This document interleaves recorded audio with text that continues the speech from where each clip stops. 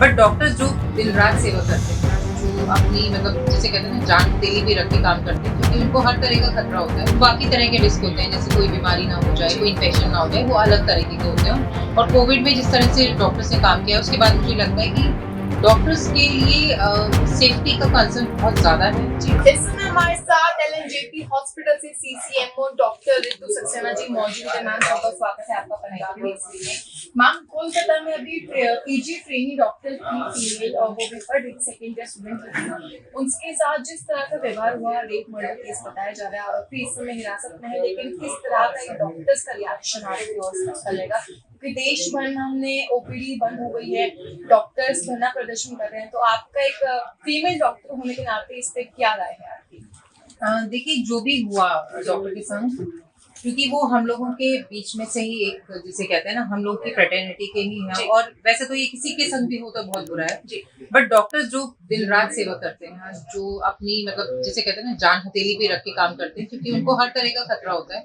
एक तो आजकल जो पेशेंट रिलेटिव्स का वायलेंस है बहुत बढ़ गया है डॉक्टर्स के अगेंस्ट, और सेकेंडली जो बाकी तरह के रिस्क होते हैं, जैसे कोई बीमारी ना हो जाए, कोई इन्फेक्शन ना हो जाए, वो अलग तरीके के होते हैं। और कोविड में जिस तरह से डॉक्टर्स ने काम किया, उसके बाद मुझे लगता है कि डॉक्टर्स के लिए सेफ्टी का कंसर्न बहुत ज्यादा है।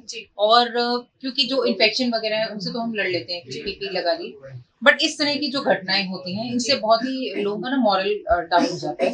और क्योंकि मैं खुद एक फीमेल डॉक्टर हूँ, तो हमने भी जब से पढ़ाई करनी शुरू की, तो हमने भी ये देखा है कि हॉस्पिटल में हम लोग सेफ फील करते हैं, जैसे हमें अपना एक तरह से हमारा सेकंड होम होता है।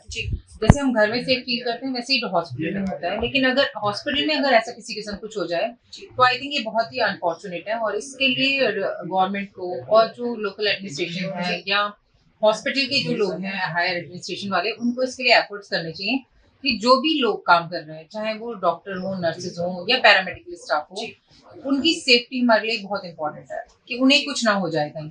पेशेंट के लिए हम काम कर रहे हैं, बहुत अच्छी बात है हम लोग के लिए कि हम इसीलिए मतलब पढ़ाई की हमने। बट अगर हमें इस दौरान कुछ होता है, तो ये एक बहुत बड़ा लॉस है मतलब कंट्री के लिए, कितनी मेहनत करके एक डॉक्टर बनता है, और अगर उसके साथ ऐसा कुछ होगा तो ये बहुत ही अनफॉर्चुनेट होता है। मैम, ऐसे जो लोग हैं जो मतलब आरोपी हैं इन केसों में, एक फीमेल डॉक्टर होने के नाते आप क्या चाहते हैं, किस तरह की उनको सजा दी जाए, किस तरह का इंसाफ उस फीमेल डॉक्टर को मिलना चाहिए?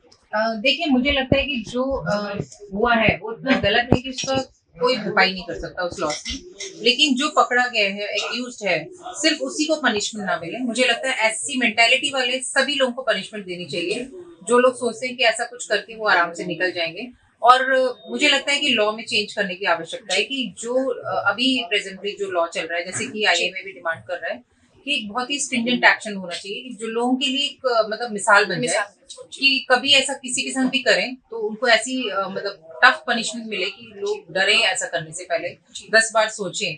और मुझे लगता है कि बाकी डॉक्टर्स को अपनी सेफ्टी का ख्याल खुद भी रखना चाहिए। जैसे हम पीपी पहन रहे हैं, वैसे ही हमें चाहिए कि हम लोग, जैसे हमारे हॉस्पिटल में भी हम लोग इस पे बहुत फोकस करते हैं, एटलीस्ट मैं तो करती हूँ, कि हम लोग को सेल्फ डिफेंस आनी चाहिए।